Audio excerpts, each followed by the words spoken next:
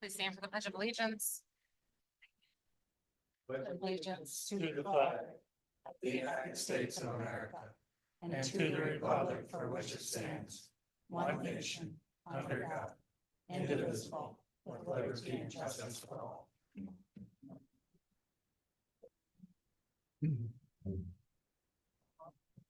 Trustee Foley. Trustee Lappin. Here. Clerk Palovich here. Treasurer Ellis Here. Trustee Kroll. Here. Trustee Reiner. Here. Supervisor Kozibowski. Here. Adoption of the agenda. Is there anything that needs to be changed? There's a few items I'd like to remove from the agenda. Under old business, A, employee compensation committee appointments, D, ice storm cleanup contribution. E, window quotations. We don't have all the paperwork that we needed for those. And I'd like to also remove the closed session. Thank you. Any other changes that need to be made? All those in favor of adopting the agenda as amended, please signify by saying aye. Aye. Opposed, the same. Agenda adopted. This is a first opportunity for public comment. If there's anybody online with public comment, please click the ellipsis. Seeing none, if there's anybody in person with comment, please approach. Also seeing none, first opportunity for public comment is now closed. Moving on to the consent agenda. Is there anything that needs to be pulled from the agenda? No, move to approve. Or whatever you do with it.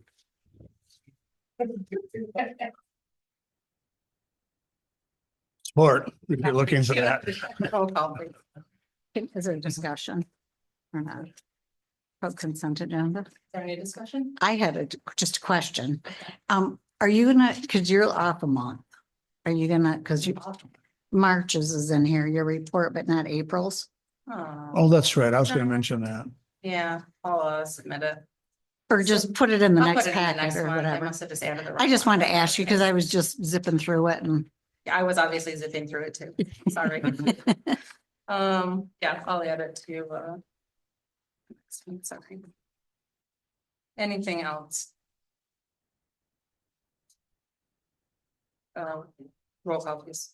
Clerk Palovich, yes. Treasurer Ellis Summers. Yes. Trustee Kroll. Yes. Trustee Reiner. Yes. Trustee Foley. Yes. Trustee Lappin. Yes. Supervisor Kozibowski. Yes.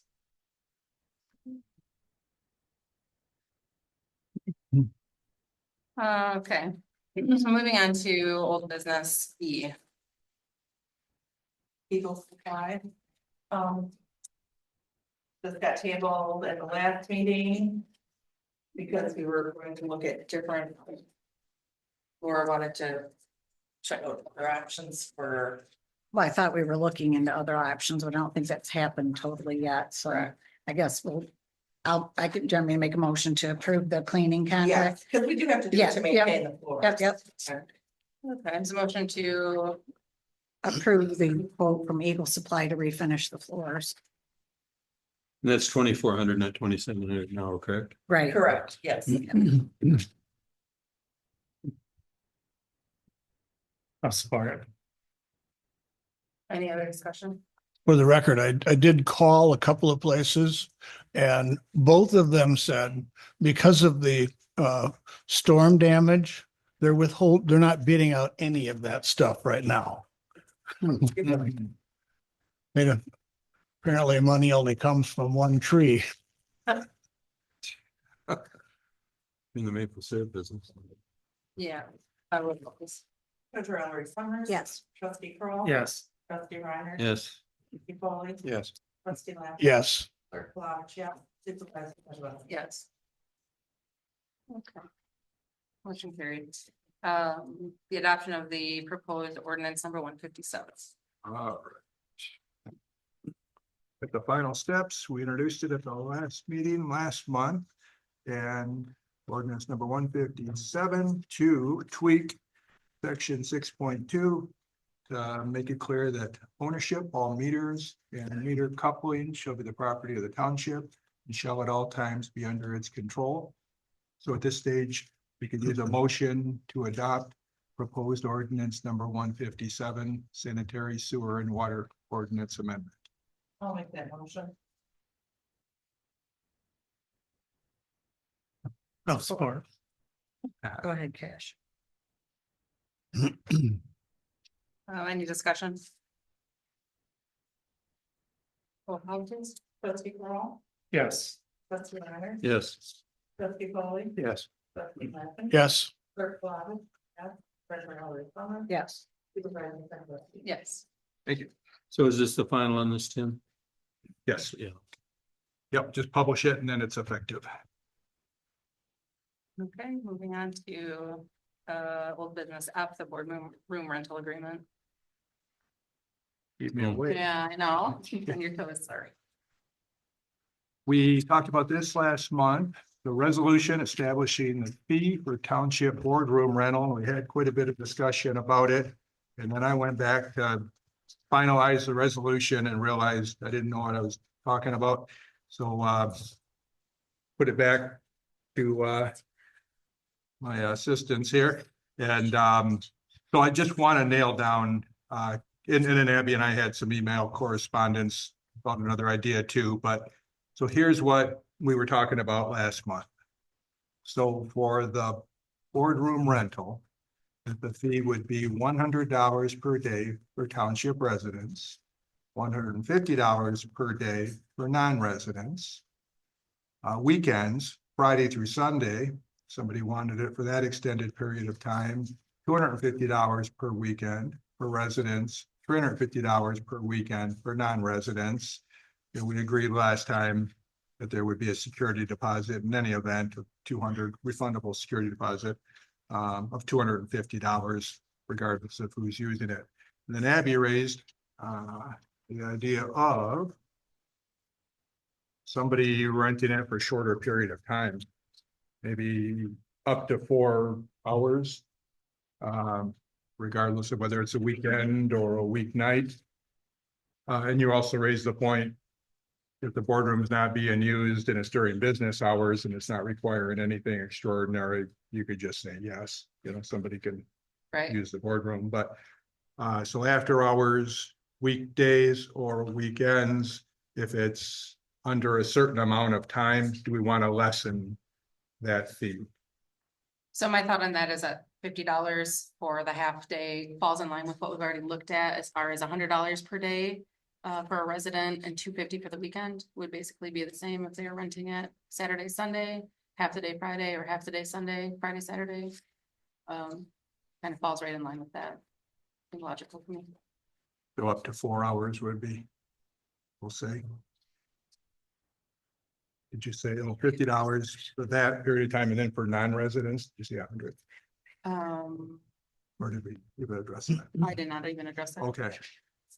So we'd have $100 per day for residents, $150 per day for non-residents, maybe $50 up to 4 hours for non-residents and 75. Yeah, that sounds Okay. fair to me.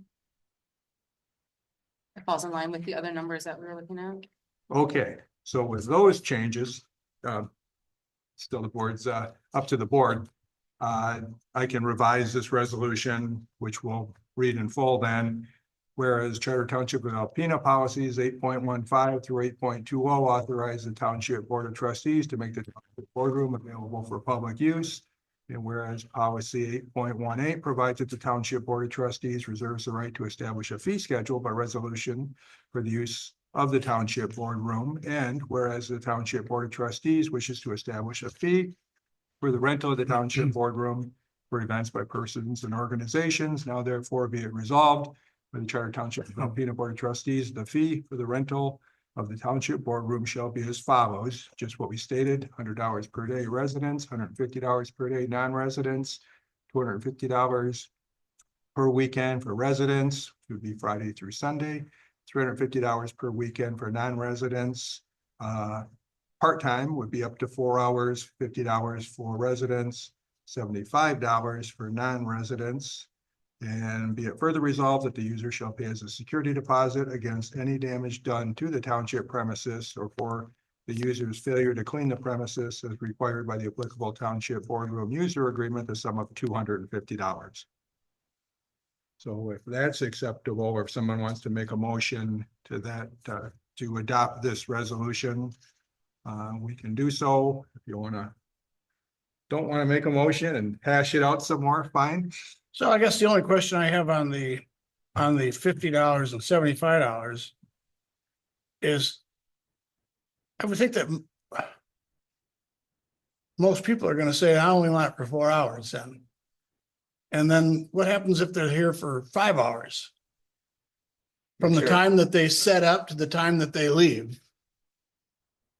Why wouldn't I just rent it for 4 hours and then just, ask for forgiveness? I'm with Steve. I don't think we should do that. I don't think we should either, By the day. because I I think think by the we're day, setting too. ourselves up for everybody then we somehow have to monitor it. Right. The only, I would make an exception to that, and I would say we'd go $50 for 4 hours. And for every 15 minutes over that time, or every half hour over that time, there's an additional $50 charge or something like that. In other words, just to make sure that we don't have somebody going, well, I'll Let's just. not pay make it that in. complicated. No. Let's Oh, just, well, Yeah, either that or just get rid of it. This isn't gonna be this huge moneymaker for us, and I think we're just complicating things. Big time. the Friday morning ladies mimosa, Okay. Bible study, probably would only need the 4 hours. So Go ahead. What about on Friday? Can they come in like 8 o'clock in the morning and run all day? So Run that, it for the weekend? that would fall into the $100 per day. No, I'm saying they want For to the run it for the weekend. weekend. When can they be in here on Friday? We're still in business here. And that I- all depends on if we have something going on. So the knitters group that came in, they came in at what time? 1 at noon or 1 o'clock? or something? But we didn't have anything going on in the boardroom. The boardroom was available and open. So I think it depends on if we have something that's going on, and that would have to be prearranged. But I get your point. Me What too. time should it start for a Yeah, weekend? yeah. Well, they have to enter a user agreement in addition to this paying these charges. And so if it were an unacceptable time that, nope, you can start at 6 o'clock, but you can't start at noon on that Friday, we're not gonna enter that agreement with you Mhm. for what you propose. So it's gonna depend on that and depend on if somebody else has already rented it and, a lot of variables that way. So I think we've supervisors retaining the control to make sure that it is available and when. Otherwise, we just don't enter an agreement with them. But somebody could maybe have a nice big party going on and ties up a lot of parking and everything else. So we still got constituents coming in and want to do some business. I'd like to chime in with you, Nor. I mean, I get, and it was not a problem that day with them in here.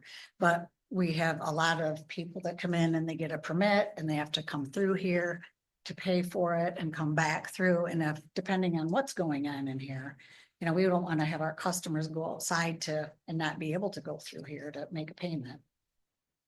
Again, it depends on what's going on in here, I think we need to let the people who are running it know that people will be walking Right. through until 5 o'clock. right, And then if they still want to rent it, right. they can. If they don't. Yeah, and in this situation, just write it in on the user. Yeah, and it is, there are some other stipulations in here in the user agreement where it does dictate the time. And we can amend that too if we need to say. You're just gonna have to use your discretion of Right. what might be the problem. And I provided Steve's form. I revised that, so you might be looking at the one I originally drafted, but then I edited Steve's form, Okay. which I think would be a better one to use then. Because they really are, when they pay for that, they are essentially having exclusive use of the facility. Right? They've essentially entered into an agreement, and we've entered into an It's agreement. easy to write in non-exclusive. Well, that's what I'm getting at. Yeah. To take care of just exactly that situation where we still have to conduct business and there may be Non-exclusive times. Friday afternoon. and- Yeah. Yeah, and I'm envisioning, depending on what the proposed use is, if it's some other board's meeting where it's not gonna be festive, you may decide, let's enter this user agreement for this particular Friday, Please because use that's side door. not gonna interfere with anything. If somebody's having a, Moose Lodge meeting or something, you might, not There's pick one that. board meeting that we have in here that I would like to be more festive. but It's not this one. So I think the supervisors ought to Yeah. have the discretion as to when and I think it's just about being logical and you know, every rental might be its own unique circumstance, but we have a general guideline that we can follow. And then just use discretion and say. Okay, So if we remove the half day, then the portion of the resolution regarding the charge would be $100 per day. Residents, $150 per day, non-residents, $250 per weekend. Residents, $350 per weekend, non-residents.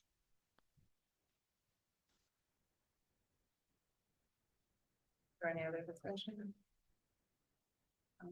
Is it fine if we just add this into the policies and procedures into that section, or isn't it an appendix? if we vote With for the this, detail in I there. think we're changing the policy and procedure. Just take into account the 25, the age limit that we had discussed at the last meeting, and then also the for use for meetings and things. And was that going to be, there was That a, was in the policy. we amended the policy at the last meeting to correct the typo and to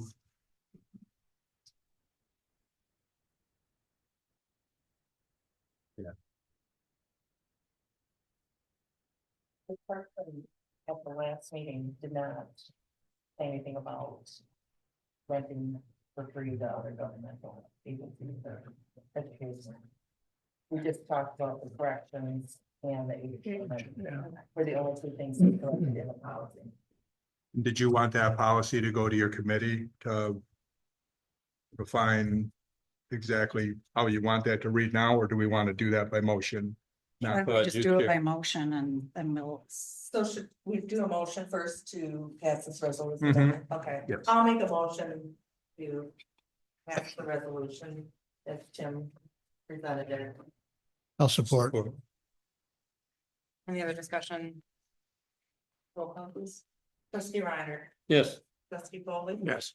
trustee Lappin. Yes. Clerk Flavich, yes. Treasurer Ellery Summers. Yes. Trustee Kroll, Yes. Supervisor Petrowski. Yes. Did Steve or Russ get the second on that? Steve did. Okay. Steve did. All right. I'll make a motion then that we amend the policies and procedures in accordance and in compliance with this motion we just passed. Without a need for the Policy and Procedures Committee to meet to do so, since it's pro forma, I think. So what, I guess I'm not sure what we're actually. Okay, yeah, I said a lot more. He just wants to. We need to amend it to reflect the 25-year age, or we did that at the last one, we need to amend it to reflect the I would also, use for government entities, et cetera. But that talks about it. That's laid out That should in also the be- agreement. I mean, in the application too. Well, I would think it would be. I mean, isn't that what Tim was working on for the age?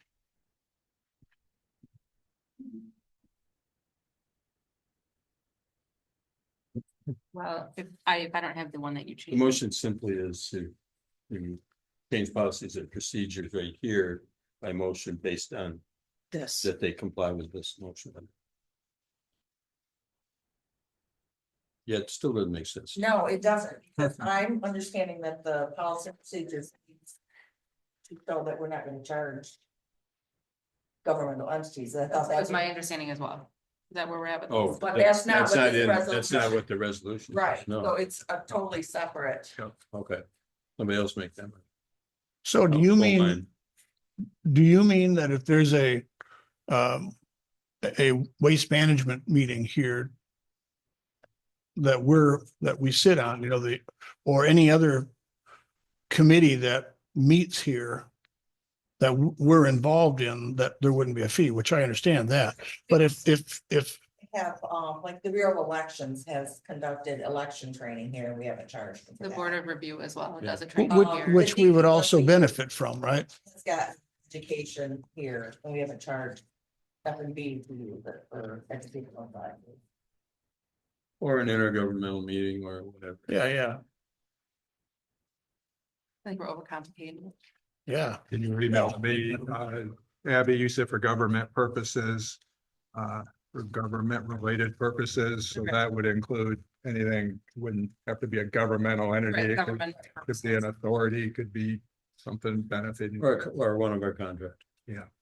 So if, for example, if F and V were to conduct a seminar and invite other municipalities here, that F and V would not meet, for example, the governmental standard, but the purpose of the meeting was for the benefit of the governments. Right. I got you.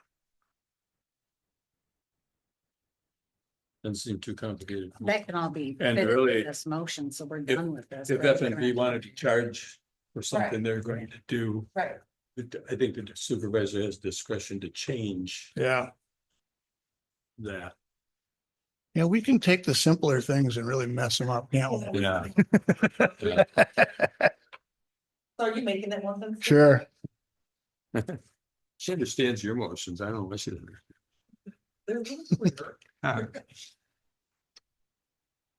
Guess I'll look forward to Steve. Realize start using legal lingo. What was it? You can just generically or briefly, could you just kind of repeat it? To allow review of the boardroom for government related purposes. At no charge. At no Right. charge. Any other discussion? Roll call, please. Trustee Polly, Yes. trustee Lappin, Yes. clerk Flavich, yeah. Treasurer Ellery Summers, Yes. trustee Kroll, Yes. trustee Reiner. Yes. Supervisor Kozlowski. Yes. Thank you. Moving on to new business. Item number 1 is the budget adjustments. And they're for us, because we enjoys them at every board meeting. I'm gonna move some money for into internet for the upgrade on the website. And then there was some changes in public safety due to the grant money.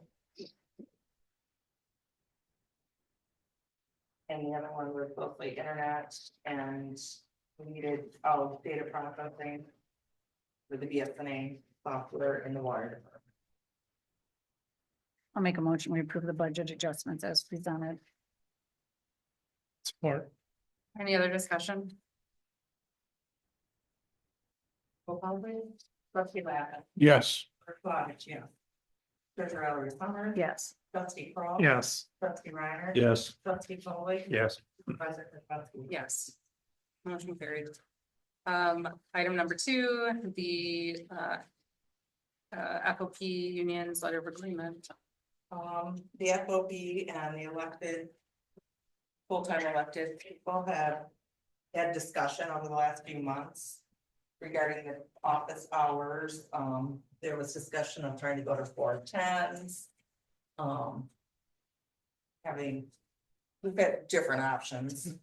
What we, between the union and management. Thought would be best is if we tried going to a half-hour lunch.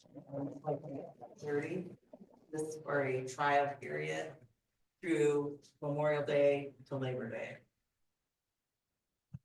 And the purpose is just to shift time around, basically. So instead of an hour lunch, Yeah. we're gonna go a half hour lunch. It aligns our hours the same as with the counties. Right. And you said there wasn't much use after 4:30. No, we don't So, really, Really's been keeping track. we have been We too, haven't had anybody. between 4:30 and 5. And it's not a paid lunch either. Right, they don't get paid No. for lunch. No. And the letter of agreement, if you guys saw, is just a trial period. Yeah. Memorial Day through Labor Day. It's similar to what the road commission, the county does. Though the road commission started 2 weeks early this year and will be ending 2 weeks later than normal. But they do tons. Yeah, they do. They do. So this is only going to, so let's assume that this all works out great. Does it still become summer hours We'd have to come back to the board. and make it just a fundamental change to our, well, I see, Right. This letter of agreement is only for that period? for the summer. It's a trial period. How many people does it affect? 6 in the office. Okay. That includes Abby, me and Laura. Okay. And you. I said Abby, Oh, me and Laura. no, oh, I'm sorry. How I does didn't it- hear you say. How does it affect, Well, we elected closed the officials? office at oh, okay, so then somebody's gotta, I see, gotcha. So you want to close the office at 4:30? Is that what I heard? Right, instead of 5 o'clock and taking a half-hour lunch.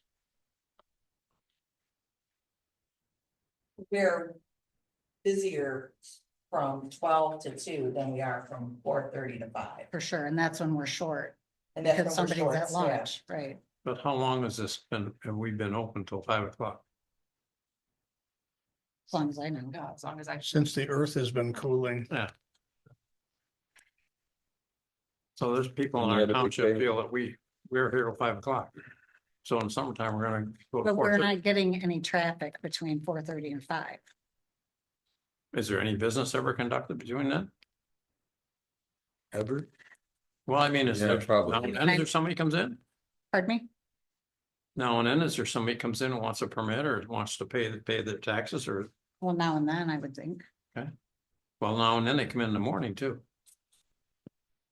I'm just saying. You've had something for a long time now, for the summertime, for convenience, you wanna cut a half hour out of potential people's time to come in and do something But that it, they thought they were here. but it also puts us in line with what the county does. At the all the county offices, plus. But the they've road been doing commission. Right, but like, I mean, it's a half hour. But I'm sorry, But I'm not about the half hour, it's about our constituents, our citizens. Are all of a sudden gonna coming up the door, 4:35, and they're closed, why are they But closed? they also have a lot more convenience right now too, because we've implemented, you can get permits online, you can pay your bills online. I mean, there's a lot of information on our website now that never used to be there 100 years ago when maybe it was always 8 to 5. So people can get a permit online, they can pay their bill, they can look up information.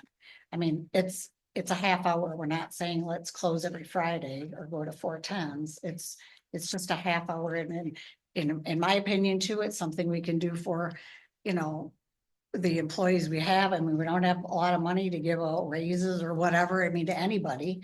And it's just, you know, take a half hour paid lunch and get out of here a half hour early They don't get paid for or unpaid. that. But anyway, it's just. There's a lot of convenience. We have a Dropbox. They can come in anytime. So will there be anybody here? You The you office guys, would will- close. at we're 4:30. here. the office will The be, office the would doors close will be at locked. 4:30, yes. So even though you're here, nobody can guys conduct will- business after 4:30.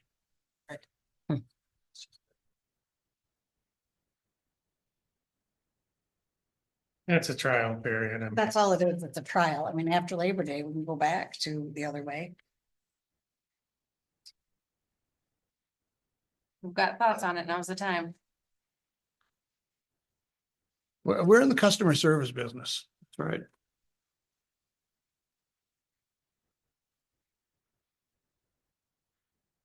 It seems to me that you could. This week, 2 people get to leave at 4:30, and next week, 2 people get to leave at 4:30. There seems like there's a better way to service the needs of our customers. Than to try to be in line with somebody else. Just because somebody else is doing it doesn't mean that's the way to do it. But that's just sort of my thoughts. I can appreciate why people want to do that, just to get out a little bit early, but which is typically going to be. Man, I don't know. I'm just wondering from a customer service standpoint. Just my thoughts. Anybody else? did we make the motion? No, he's made a motion.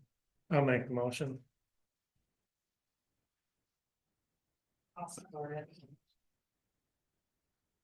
Any other discussion? Roll call, please. Clerk Flavich, yes. Treasurer Ellery Summers. Yes. Trustee Kroll, Yes. Trustee Reiner, No, Trustee Foley. no, Trustee Lappin. No, Supervisor Kozibowski. Yes. Motion carried.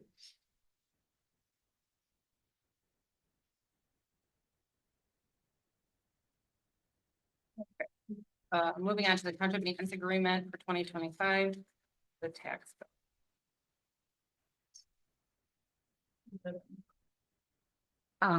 This is the same agreement we get every year from Alpena County Equalization Office. They prepare our tax bills every year.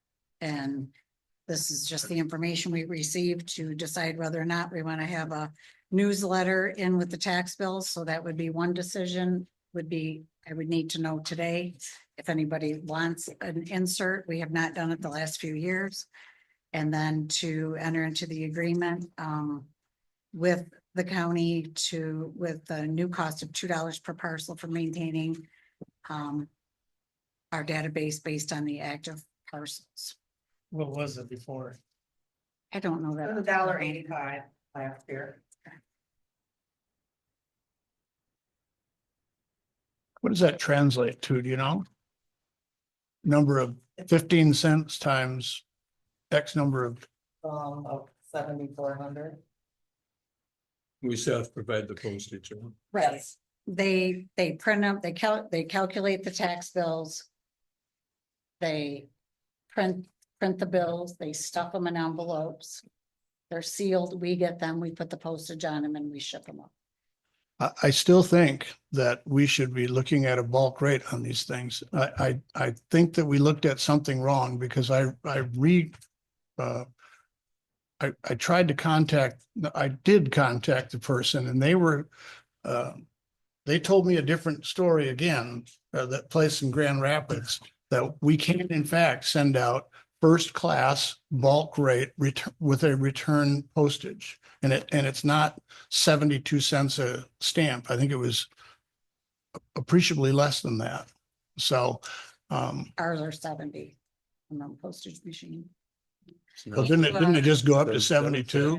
So Angela looked That's at not what doing we- something for the water department. Right, The only way right. to get the lower, like, we couldn't even do bulk through that unless we went to the postcards and it would be cheaper. This was different though. This was for this particular reason. And it seems to me that we already sort them, right? We already sort them by zip code or whatever. We put them We in the don't big sort gray them. bins or something like that and then take them to the post office. We don't sort anything. Do we take them to the post Yes. office in those big gray, whatever? They're not sorted. We just put postage on them. So I think the only thing, there was a couple of things that you needed to do. And one of them was to basically sort by zip code. So most all of these were going to go out to a 49707 area. Right. But there was a sizable savings. And so I think we should, Our bulk rate aside, we still need to have our tax bills calculated. And this is May. So tax bills I get the tax roll in June for collection on July 1st. Yeah. So whether we mail them bulk or not, we still, have to enter into the agreement. I Yeah. understand. Okay. I totally 'Cause the bulk- appreciate So that. the bulk rate is a separate, Yeah, I appreciate Sorry. that because if we had to pay for if it's going to cost us roughly $7,500 more than it did last year, and if the cost of a stamp has gone up again, we're looking at closer to an $8,000 or $9,000 additional cost. Why wouldn't we look into a bulk rate and where we could possibly pare down our cost of doing business by maybe 50%? I don't know why we wouldn't at I'd least. support a motion that says request that the supervisor look into whether we're eligible for that bulk rate. I know It we're has nothing to eligible. do with this. Thing. Right. I know we're eligible for it. I believe we are I too. want to say the supervisor does not have time to look into bulk rates. I think maybe could a deputy treasurer do it? Because I'm gonna be off, so I don't know how much extra time Rhonda will have, but. Well, I guess I if can you don't care about finding $5,000 or $6,000, let's not worry about it. Well, I can. I can ask, Rhonda to make some phone calls and do some research on it. Yeah, it's online. It's just, it's there. call the postmaster in Alpena, find out what the, I don't remember what the I thought you website did is. this already, didn't you? Already I did, this? but I got a completely different response. So what we got from the Yeah. clerk's office. Right. I'll ask her to check into it. There's a website and I just can't remember what it is. It spells it all out. Other starts with USPS. Yeah, Yeah. it's a different website, but it might end with, you know, a .gov or something like that. Well, I'm gonna make a motion that we approve the agreement for the 2025 summer tax bills with the county. At the rate of $2 per bill. Per proposal. I'll support that, but can I make a A amendment? friendly amendment? Sure. That, because I would like to know, does the board wish to have a newsletter in with the summer tax bills? So I want that to be in our motion, that we're going to do an insert or we're not. I don't think we have time. Well, I was just gonna say, it sounds like there's a time issue, so I don't know how we would have time to do that. Well, we've done it in the past. I've brought a newsletter to the board in the past, and then we've always looked at the cost of it and always thought the cost of the paper and the printing, But we'd have to have another board meeting to approve it, right? which would be too late. Right. Right. So. So unless we want to throw something together or have something to put in there now, I think we should put it on our calendar 2 months sooner. As I recall, there was one time when the board wanted to put a newsletter in and it had content that was not allowed. Right, And so I think I wouldn't want to rush to put one together. right. I agree. so So with, without newsletter. thank you. Any other discussion? Roll call, please. Treasurer Ellery Summers. Yes. Trustee Kroll, Yes. Trustee Patrick, Yes. Trustee Foley, Yes. Trustee Lappin. Yes. Clerk Flavich. Yes. Supervisor Goodwin. Yes. Okay. Moving on to item number 4, the road commission road maintenance agreement. Hopefully everybody has had the time to go over this and review all of the projects. There's a lot of them. There are a lot of them. I didn't add up the total cost to us. I don't have that sheet in front of me, but it is. Our matching was, I want to say like 135,000. Most of these are just gravel, right? Yeah, there's gravel, there's There's 2, some- I wish I had the. There's 2 or 3 seal coats and then there's the chemical on the road. That's separate. There's 2 of them that we do the 100% of and the road commission does none. And then there's some discretionary stuff at the last, it looks like. But I have a question. If you take a look at this, take a look at Villeneuve Road. It's got 1 mile of basically gravel. Oh, geez. Yeah, they're- Page 61. Hold on. Thanks. I do have to laugh. 61. And then 62 Haken Road has got 1 mile of chip gravel. Their numbers. On Villeneuve Road, the total cost is $29,944 for a mile.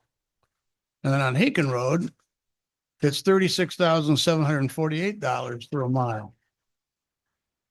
And I don't know why that would be different. Everything else reads exactly the same. One is roughly $4,000 more. Look at, I sent updated one because I put 24 in the board packet and then I sent 25s to you in another email. Oh, Yeah, The date is right here. yeah. are they, It says on their estimate prepared 5/23/24, so you're looking Right at here. list. I got this, The date- the estimated date time was was May 25. 23rd of 2024. Yeah, so Is that the old one? The old. Yes, that is. Oh. I sent another email. Oh, maybe. Oh, but are they the same then? Pages 60, 61 and 62, are they the same? No, because I didn't send you, I just sent you the new.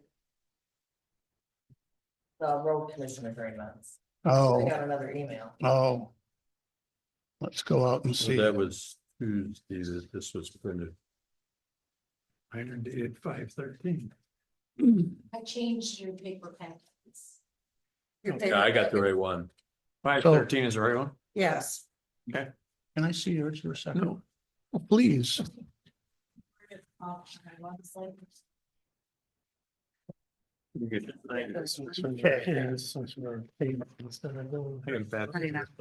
Well, I'll thumb through it. I wish we were paving instead of doing regular. Oh, me too.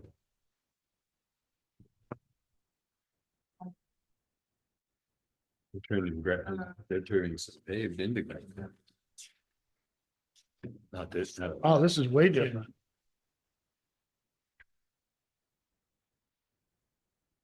Well, I guess I can't make a comparison because they're completely different. All right. I stand corrected.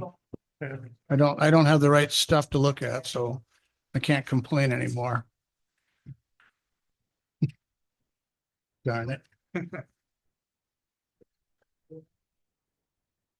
So that's one up to the board. So if you go to the last page, actually, so the last two pages, with that.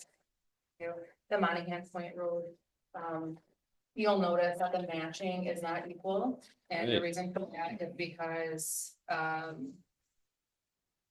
we would end up being about, what is it, $800? I think short. So by paying the extra $800 out of our own, extra, we could do the gravel for the entire length of the road instead of ending it short.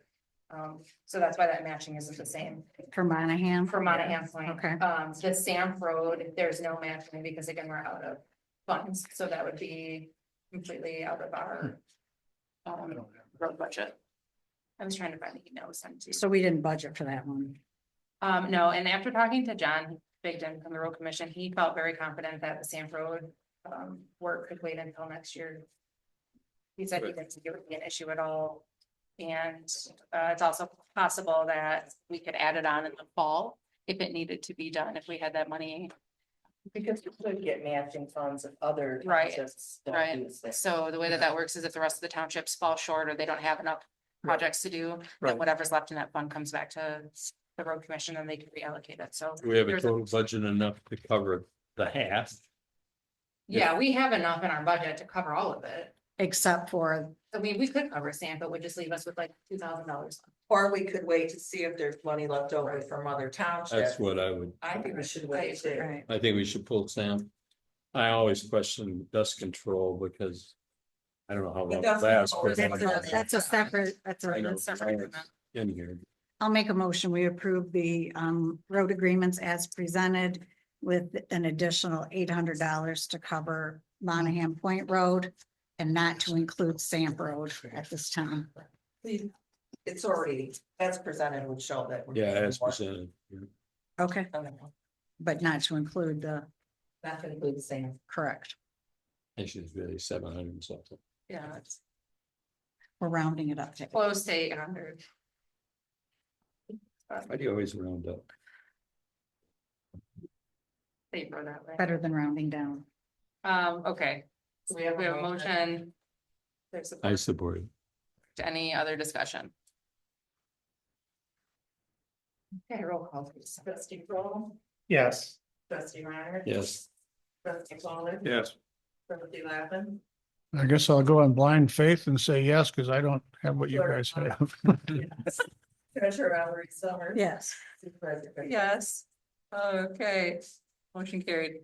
Next is the dust control agreement. So this is a separate agreement. For the $34,650. And the township covers the entire cost of that. And then you read at the bottom, it covers one application. And if there was secondary application needed, the township will cover the cost of the brine and the application for all of that. So if you weren't aware, they only do one application of the dust control. Say that again. Yeah, one more Yeah, time. if there's a second application, then there's gonna be more cost to us. If we The road commission only provides the one application. And then 2 weeks later, it's gone. Correct. There's always gonna be any gravel road, no. And then, if we were to request a secondary application, we would be putting the entire. Cost.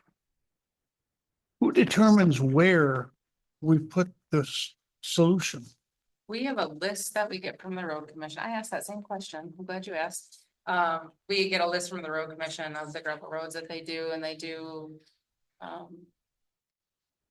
Would be all the local roads, I guess. They just don't do the private roads.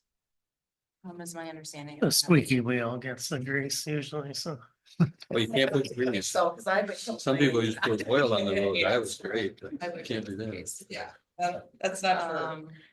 so Yes. I just have a question. So right now it's gonna be $34,650. Mhm. If we wanted it on a second time, isn't it just that same price again? No. Or, We'd be so double what, that, because this because we'd be is, paying for the solution and the time from the application of. the So they're solution. doing the application for free. Correct. okay, gotcha. Or we could outsource that to another company in town that does apply dust control at a cost that I do not know and haven't asked. And don't Okay. intend on asking, All right, unless.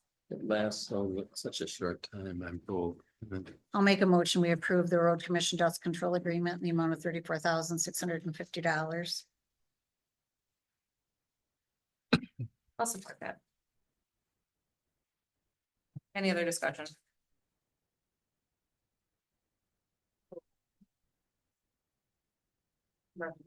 That's okay. Trustee Reiner, Yes. trustee Foley, Yes. trustee Lappin. Yes, Clerk Flavich, yeah. Treasurer Ellery Summers. Yes, Trustee Kroll, Yes, Supervisor Kujabaski. Yes. Okay. Do I need to do this before or after? Prior to voting or whatever. Why don't you do it right from the get-go? You can introduce the Okay. topic. So item number 6 on here is the Ridge Tower Network LLC proposal. And as you guys are aware, my husband is the owner of that company, so I would like to abstain from voting on this issue altogether. The charter townships requires a motion to allow the supervisor to. There's no money exchanging for to abstain. To vote it because there's no money going to be exchanged. The typical advice is a conflict or the appearance of a conflict, Okay. and so some philosophies are just don't want it to look bad, Okay. even though technically, yep, spouses are their own persons and their Right. own financial endeavors and independent people. But I think Abby is deciding to avoid the appearance of the problem. Then if I'll make that motion. I'll support it. Any other discussion? did we go out for bid or why are we, how did this get here? Just making a motion for me to abstain. I know, I understand from it, that, but and then if that, oh, if we're just talking making a about motion that, for that. then no other comment. Right. so who made the motion? Russ, and who supported? I made the motion and Ross supported. Is this gonna be a roll call or a voice? We can just do a voice. vote. Oh, not yet, Still have a discussion? I would think. Don't we have to vote on We have to this? vote for me We're to just- be able to abstain. I Yeah. cannot legally abstain without you guys. Oh, yeah, no, we got on that Oh, motion. yeah. Yeah, I Yeah. just don't want to vote on this shit. Yeah, we have a whole presentation to go through before we do Okay. that. All right. We're good? We're good. Okay, Okay, and then all those in favor of allowing the supervisor to abstain from this vote, please signify by saying aye. Aye. Aye. Opposed, the same. Thank you. And typical advice is kicking out the person. I'm just kidding, but just to avoid, I am happy to go Eddie- sit Eddie- not at the table. While you're doing Any it, do you want to sign these? yeah. Give me some homework. Want to balance my checkbook? No. You're on your own for that. All right. Chris, do you wanna?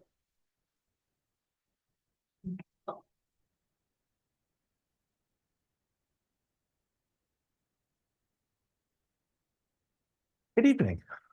My name is Chris Stevens. The microphone. Good evening. My name is Chris Stevens. I'm the owner operator of Ridge Tower Network LLC. The reason I reached out to the township was during our last ice storm. We had an issue here at the township where the internet was not working, which kind of held up some payroll and things like that to happen. I was here volunteering some time working for the fire department side, and during some conversation says, well, I can get you some internet so we can at least get payroll going and keep the township working. So we did that, made it through that whole time, and then looking at it, kind of looking at the infrastructure. I'm proposing a at no cost, kind of an exchange to the township between Ridge Tower and the township, that I would provide internet at all of your property sites, which are listed in the appendix of that agreement. And in return, I'm allowed to put my equipment on those locations to for my side to sell internet services to the local residents, things like that, give them a alternate internet service provider to choose from.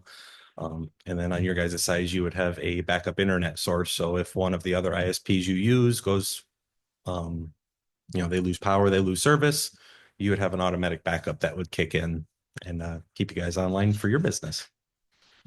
I made a short little presentation. I won't bore you too much with it. That's me. That's the company. There's me, a little background on me for this side of it. I'm the owner of the company. I have a little over 21 years of experience in the IT internet providing business. I started Ridge Tower Network back in early 2020. We do wireless and fiber optic internet service provider services, and currently have over 90 clients served here in Alpena and Montmorency counties. And we're expanding to Presque Isle and Alcona counties. Contact information. This isn't the most updated map of mine, but this was one I had on hand. Was all the dark sites are tower sites that I've identified that would be useful to expand to. I'm not on those currently, and all the light blue ones is where I currently service out internet from. Can you kind of, I can't see what they are, but Yep, like in the so upper left corner. where's On the that? right is Alpena City, and then the township around it. That kind of center point is out there on Manning Hill. And then all up to the top right corner is kind of in the Royston Hillman area. And then down to the south is down by the county line, down in the Hubbard Lake. And I can see it now. Yeah, sorry, I forgot. Thank you. through another opportunity I had, I was able to get on top of at least the 32 water tower to kind of scout it and also provide a service for FMV, and took some pictures up there for them, and also to kind of describe to you what I would be doing looking at one of your water tower sites. A lot of the equipment you see on there are antennas and transmitter equipment for the cell phone providers that are currently leasing on top of there. On that right picture, that little tiny antenna right there, about just left the center. I brought one at the back table there so you can kind of see the size comparison. So the larger dish to the sector to the right of it is approximately 2 foot wide by 6 foot tall. That's what the cell phone companies are putting up. The things I'm putting up is 6 inches by 2 foot. So it's a lot smaller of a footprint. You're free after the meeting. You can go lift them up, see how much they weigh. They don't weigh very much compared to the other providers. But especially there on 32, the one that's already up there, you had an old internet service provider called Speed Connect. They were up there. I would basically be using the same footprint that they're in, so it wouldn't be increasing the footprint, wouldn't be taking up any extra space that's not already being taken on the 32 tower. And so that's kind of what. Obviously, they don't use it anymore, right? Yeah, they went out of business a couple years ago, But the stuff's still, their and equipment's they still left there. their stuff up everywhere. Oh, yeah. So it would be our right to take it off. Yeah, and I believe in the agreement as well, I put in there that I would be willing to take over that and to remove those free of charge as part of my service while I'm up there, clean up their cabling, clean up their equipment that was up there, bring it down. Are they marked up there? Whose is whose? I'm just curious. Yeah, it's not always straightforward who's who up there, but there are markings and they know who they are. Like I think a lot of the I think it's AT&T and Verizon equipment up there. It's hard to tell whose is whose, but they do have, yeah, so they do have markings, and I don't know how to decipher their markings, but but I was definitely able to identify the Speak Connect stuff up there. There's kind of the one on the left is a close-up of the radio they have up there, and the one on the right is just kind of, I believe that's shown over Meyer, kind of just some pictures I took while I was up there. I think that stick antenna on the left, on the right picture on the left side of it, that's for the water department stuff. I included some of the specs for the antennas, their wind loading capabilities, the weight of them. I think that sector antenna says it weighs about 13 pounds. So just kind of some data sheets I threw in there just for you to peruse on. This is the one antenna I didn't bring with me because I've run out of them. Thankfully, I put them all up already, but I will be getting more of that. That is a 1.8 pound. It's just a little stick antenna. And then that round one there, that's kind of a point to point to go in between water tower to very large antenna tower. Gives you a lot of throughput, things like that to get the internet around. And I've included some aerial photos of your 3 water towers I've listed on there.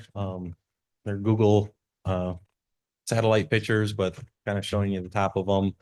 I think the 32 tower and the 23 south tower, they've got rings already built on top of them. And I'm not sure about the Piper tower, if it has a ring or not, but I don't think it does. So before I would attach to any of these, I would submit detailed pictures of where I would be mounting the equipment and what already exists up there. So you guys get a good view of that. I am not currently looking at taking up any floor print on the ground level. There might be a small box, that would be mounted up in a corner somewhere completely out of the way, and I would coordinate that with your FMV to make sure it's not going to interfere with anything they're doing and completely out of your way. Question. So the internet service you would provide us would be back up to what we have, not the primary. Yeah, so currently with my footprint, part of the reason why I want to get on top of your water towers is I can't provide the bandwidth speeds that, let's say, Charter can right now in this area. I think they're pushing about 300 megabit speeds, and Maybe 400, but I'm not sure. maybe 4. Yep, Yeah, I know they're they're increasing, maybe 5 in some areas. My current radios I've got up now, I can probably get you about 100 meg service to this spot. But utilizing, once I get all my equipment up on the water towers, as these new radios work that I just got, should be able to get up to about 5 gigabit speeds. So that's a big thing, but they need a lot of height and a lot of open air to make those connections. So this is through the air. Is it through the air to the end user, or do you have fiber optic? Yeah, so currently I have fiber optics that go to Manning Hill, and that's where all my main fiber optics come into my network, and then it wirelessly links to other towers, other sites around the county, and then down in Indian Reserve Road down by Nicholson Hill Road, I have 2 miles of fiber optic to home.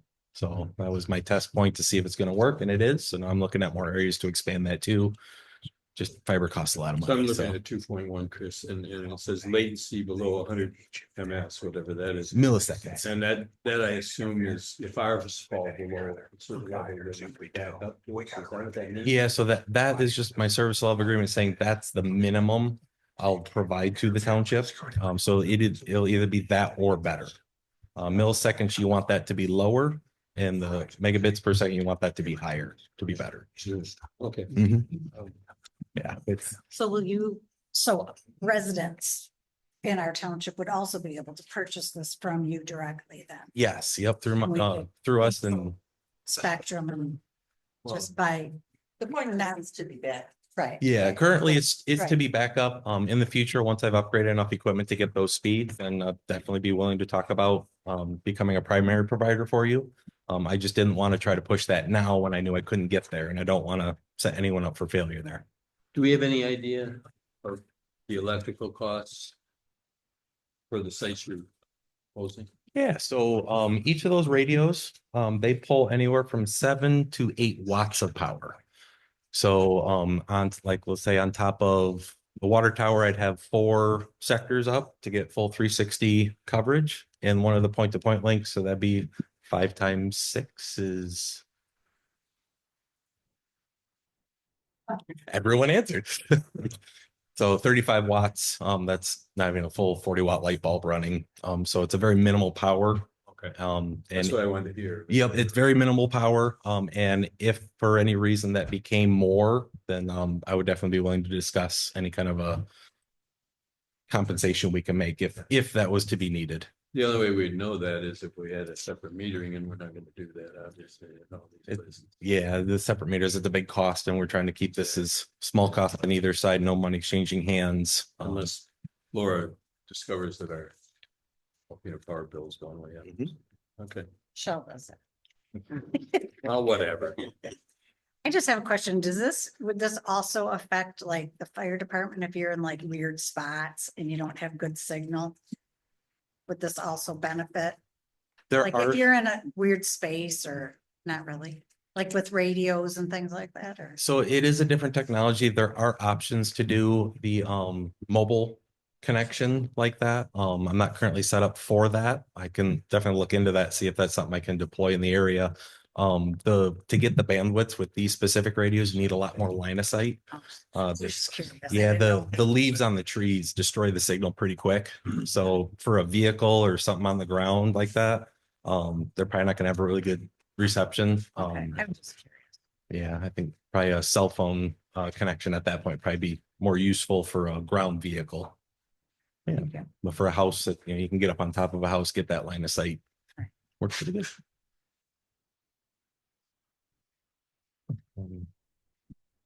So Tim, can you speak to the dispute resolution? On page 6?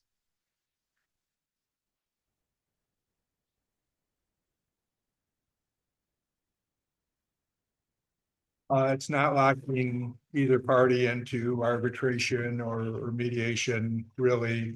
I'll just read it out loud. Any disputes we're subject to good faith negotiation, just meaning make an effort before running into court, contact the person, tell them what the issue is for both sides, and attempt a good faith, whatever the dispute is.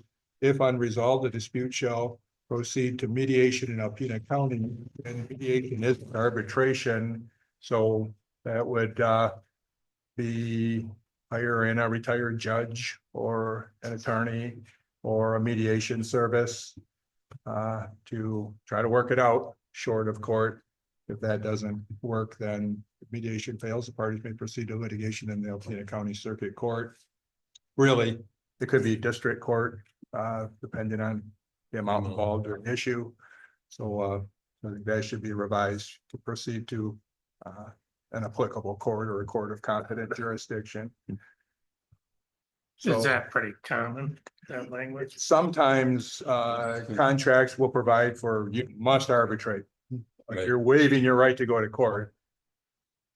I'm not crazy about those. In some instances, it makes sense, certain types of agreements. Otherwise, we pay for the courts. They're there for us to use if you need them, and arbitration costs money, just as court does. I think So, mediation is typically through Northeast Michigan. There's already a mediation panel set up through, I think it's now Gaylord, has been for a while. Yeah, that's a typical way to do it. Yeah. But parties could agree to, anybody to mediate too. That one didn't bother me so much, but in 7.5, the assignment, although I understand why if he sold out his business to a Verizon or something, he would want to be able to assign it to them, but then the question is, do we want to deal with them Verizon? for infrastructure support? It could be anybody. Yeah, It'd be a very new. could be anybody. Right. It is a for-profit business, so if somebody offers me a big giant bag of money, I may sell my business. Sure. But it's also, I made sure it was a short 2-year term for this one. And then that way we're not locking into a very long-term thing, but and then on my side as well, I did put in a first 12 months to keep it. That way my investment of what I'm going to put on the towers. Yeah, we can get out of it actually in after a year, can't we? Yes, yep. I really have no big objection to it from my point of view.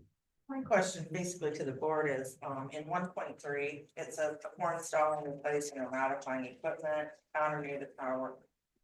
Which tower network must provide the township with detailed drawings, descriptions. Usually the township means the supervisor gets them. being the supervisor, It's your wife. should somebody else, should we specify who gets those? Yeah, Because it's I- not voting on it. I Right, wrestled so with it doesn't that fit. and for the same reason and, well, we know that we want the township board, if there's anything controversial, but who among us has the expertise? Right. But we need to be provided with them. I guess it's.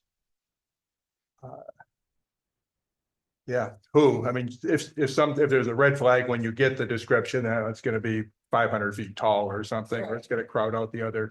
The Well, other to me, equipment. Yeah, it makes sense that it would just be the personnel officer who is the clerk right now, just to keep it consistent, Personnel. or have it separate from this, or personnel committee.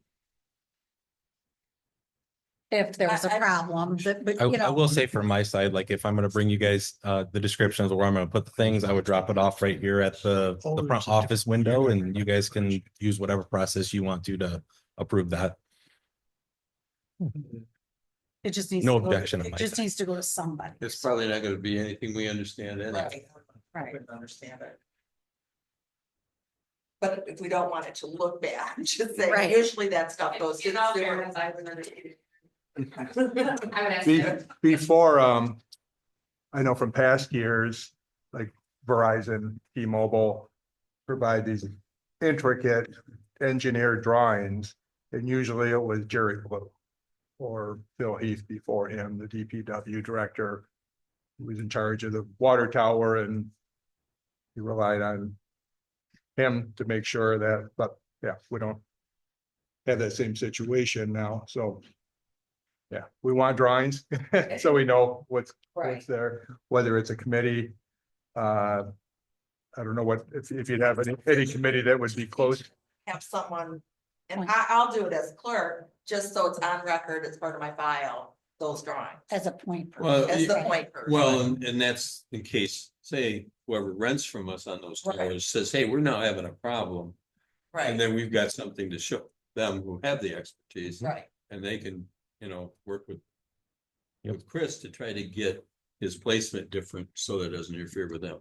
And there are two And you've separate got that articles. Yeah, there are two separate articles for interference, one for specifically the water towers and cell phone companies.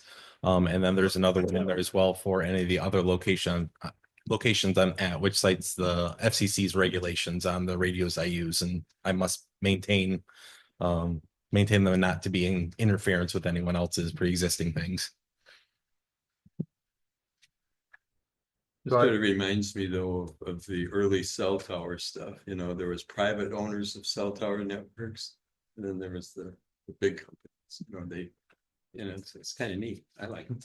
and so it's only going to go on our buildings here, Southside Station, and 3 towers. Yep, currently that's what I did. I did originally throw in possibly out to the island, but then we found there might be some other regulations we have to be looking into. So I took that one off of there until we can figure those out. Right.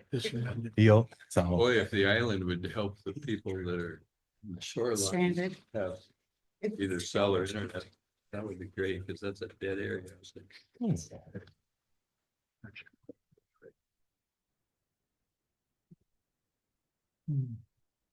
I make the motion. Oh.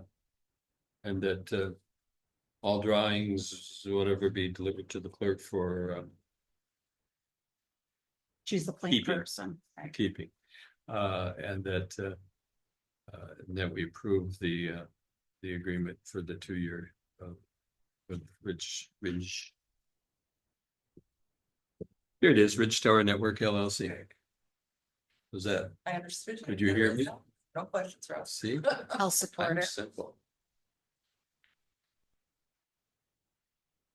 I guess there'll be any discussion. Maybe we gotta wait for them to get back. Oh, yeah. Oh, yeah. Thanks, Gary.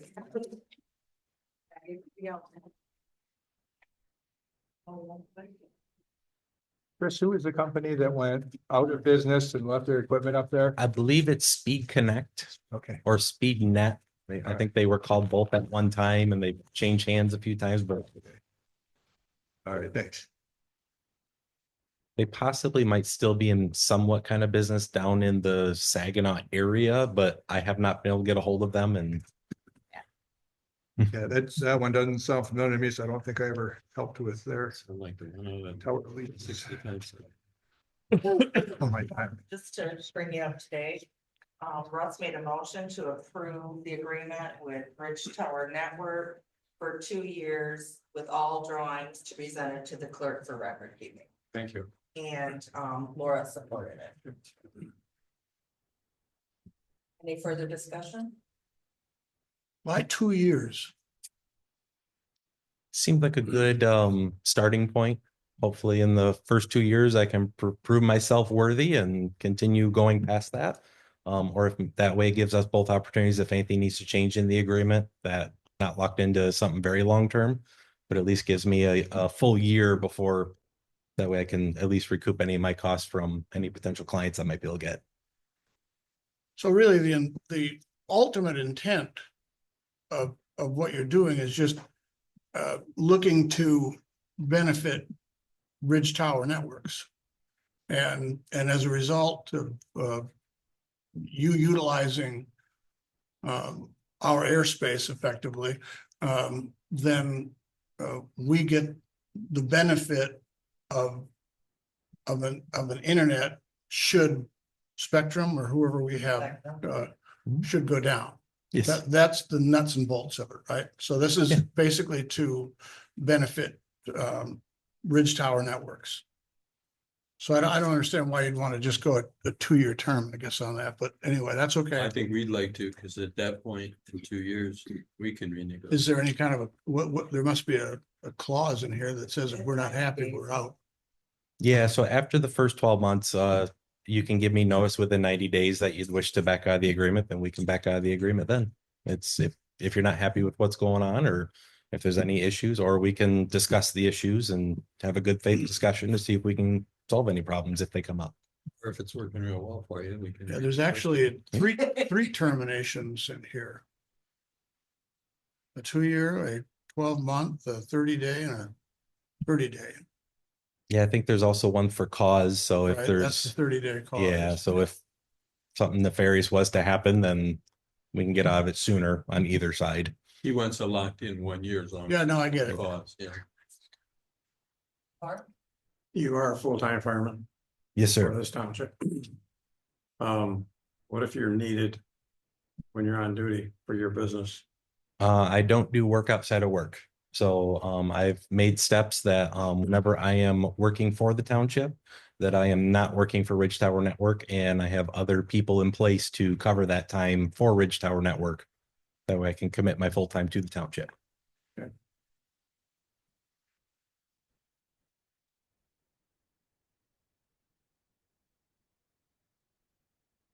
I call it, What? you hate it when they do that. Point of order. It is a point of order. In other words, I just, unless somebody objects, then I'll question to vote. You, okay. To vote. Trustee Lappin, No, clerk Plavich, yes. Treasurer Ellery Summers. Yes. Trustee Kroll, No, trustee Reiner, Yes. trustee Polly. No, It's 3-3, the motion failed. Thank you for your time.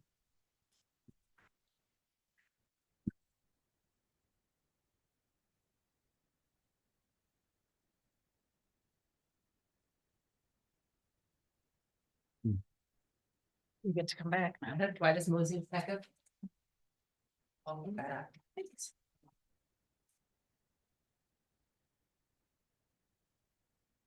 Moving on to item number 7, fire department time clock plus. All right, just a quick update prior to, if you don't mind. So in April, we responded to 147 calls, which is an increase from 132 last year. Significant incidents. Obviously, this is in your packet, but I wanted to make the announcements, right? We had a grass fire on Naylor Road that could have impacted several structures. The crews responded and made sure that those structures were not threatened. So they did a great job. We had after action report on that as well. We basically sat and said what went right, what went wrong, what can we do better in the future, and really um, the things that we did were the right things to do.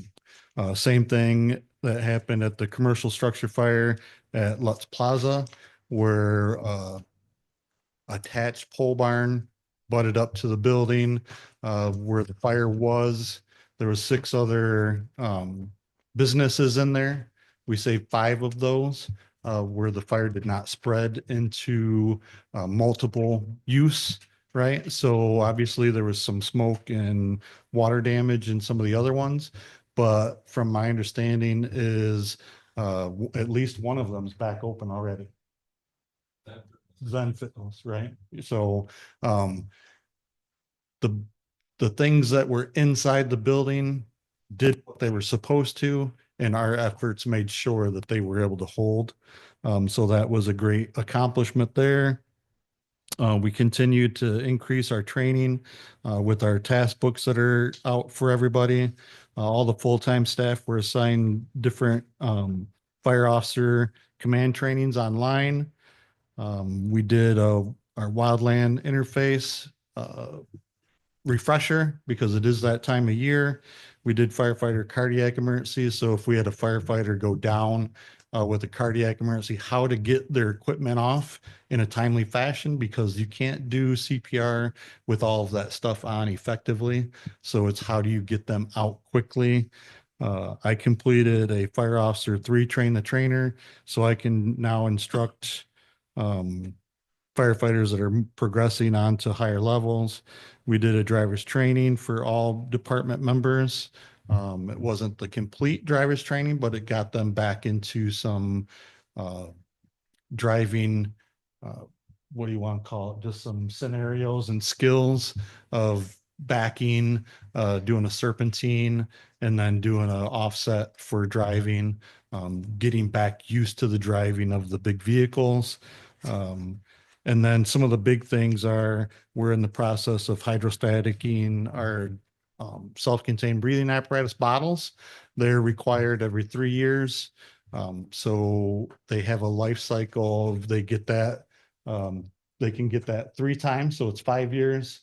And the bottles are 15-year bottles. So the one biggest thing out of that we got was our air compressor bottles. They also need to be hydrostatic tested. They had not been in several years.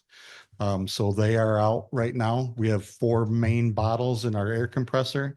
2 of them are out for service and get that hydrostatic testing done. There's a need for valve replacements. So that will be part of that service. Once they're back, the next 2 will go, and that will keep us up to date. They do a quarterly sample of the air system for our air compressor, and then an annual maintenance. So it is a significant cost to make sure we do that. And that's why we do those testings to make sure it's ready to give us good air in our bottles. So we had to get a tire repaired on the Ranger. The brush truck did a whole new electrical system, basically repair with some new batteries, a light bar, and some scene lights. We found that one of the chainsaws from the engine at Southside was unrepairable, and we'll get to one of the next requests. And then we've got some personal protective equipment, and some really cool things that we did was the Bells Across America. We met up with the city fire department and down at the Lutheran or St. Paul's Lutheran Church. We just kind of had a prayer from the Father down there, and just coming together. He said the prayer, and we had a good turnout there. And then we walked through the Pace building down on the south side. So that is a new building that will take in people that to try to keep them out of assisted living. So they'll have activities and be able to, there's a big I, I kind of took it as almost an elderly daycare center, because they're able to go in there and utilize the facilities for, they've got special bathrooms in there where they can do washing and learn different things on how to live by themselves. Maybe if they were with their spouse and now their spouse has passed, so they can learn how to cook and do those other things. So a really cool place for the elderly. And then we walked through North Coney Island is going to be back open after we saw that the damage was done for the fire. It was very interesting to get back in there and see what they've done to the facility. And it looks amazing, looks really nice in there. So very, very appreciative of them letting us come in, take a look. And we did that with the building inspector. So, and then the last one was the graduation that took place yesterday. And we'll talk about that a little bit too in a little bit. So, but the first thing that was on here is had a demo of the EladTech software, which is a component of Time Clock Plus. Time Clock Plus is what we're utilizing right now for our scheduling and verification of hours of staff. There's all different kinds of software packages out there. I've looked at several different ones, and there were prices upwards of $30,000 or more to get different modules and the things that we're looking for. With EladTech, it gave the capability of utilizing a software that we already have and just building upon it. So it makes it more robust for our scheduling. It offers some possibilities for daily reports and access to forms that are already pre-done, where we can add in our own, so we can have inventory checks and things like that already through the system, and then we can track it through that system. So that's the first one, is the EladTech quote that you have in front of you. Questions? Go ahead. What, I mean, there's a significant increase in annual cost here, plus a one-time cost. Mhm. It's quite large.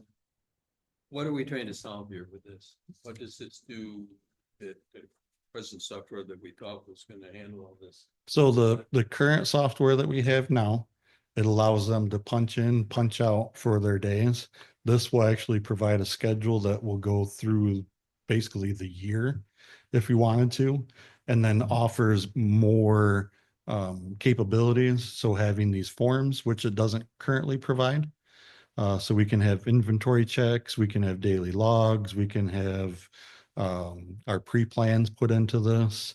It can do most likely some inspection type situation. So it would have all of that in one kind of household, so to speak, instead of having it in various different areas. And this would be more along the lines of having more organization in it. And more control. So when I do payroll right now, I've gotten better at it. But it went from my understanding of previous chiefs doing it, where it would took potentially 3 to 8 hours to complete. With Haley's training that she's provided me, we were able to get it down. I think sometimes it takes me about 20, 30 minutes, but then she finds some things that I might have done wrong. And I think the stuff that the new system would provide would eliminate a lot of that, because there's so many more checks and balances in the system itself. So is it worth 2,400 additional annually in your budget plus the 4,400? I believe it is to get us into the future. If we want to continue to do stuff by paper and pencil, is kind of how I look at what we're doing now. We need to get into the future, and this is one of the lower end pieces, because I've looked at others, and each individual module, like if we wanted to do scheduling, inventory, checks, vehicle checks, those types of things, we're looking at significant impacts and increases in the budget, well over 10 grand at the minimum, just for fire service related ones. Yes, When you say inventory, what? inventory, everything that we have. So all of our gear, it'll go right down to every little appliance that is on the vehicle.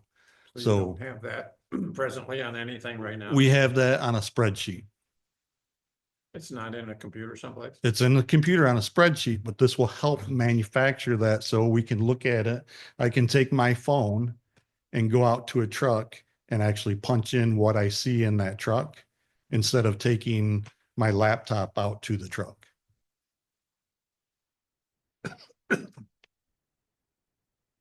Yes, Yep.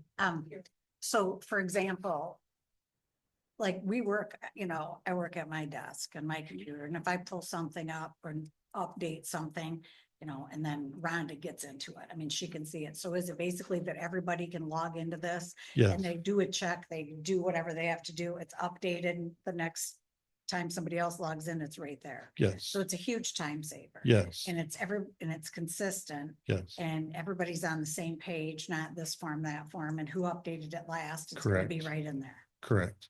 And it could help when we go to, so currently we're having, the paid on call shifts. We're going to be looking into, is it being done successfully right now? If we had one of our paid on call put in time that they were available, it would automatically go into that system. And then we'd be able to tell if they're available or not. It would also help track time off, vacations or PTO usage, because it would automatically pop up. Right now, it only is seen by the administrators. And if they were to do it now with this new system, everybody would see it. And it would also show a conflict if somebody is double booked, for example. Correct, Forgetting correct. or whatever. And this is not just for full-time, this is for the entire department. I think we need to get up with the times.